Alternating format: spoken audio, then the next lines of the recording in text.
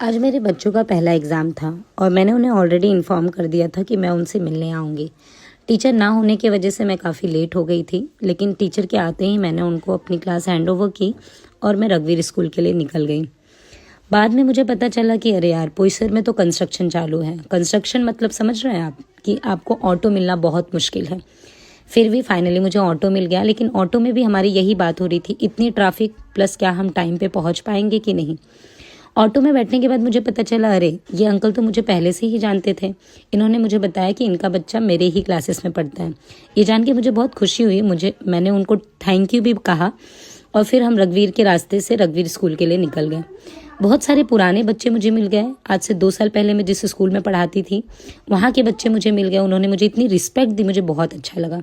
लेकिन मेरी नज़र मेरे ही बच्चों को ढूंढ रही थी।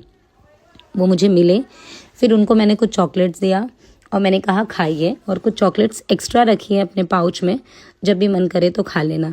फिर मैं लड़कों को ढूंढ ढूंढ कर चॉकलेट दे रही थी और भी वहाँ पे जितने भी बच्चे खड़े थे जो मुझे जानते थे नहीं जानते थे, उन सबको मैंने चॉकलेट खिलाया। फिर बच्चों का कुछ डाउट था, मैंने वो डाउट क्लियर किया।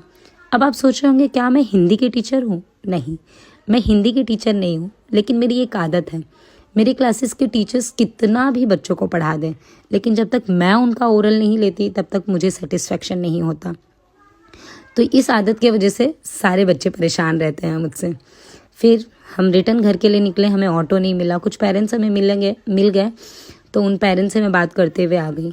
मुझे एक चाय की शॉप दिखी और मुझे चाय पीना बहुत पसंद है, तो बस मैंने वहाँ पे खड़े होकर चाय पी लिया। यहाँ पे ही मेरा ये ब्लॉग ख़त्म होता है।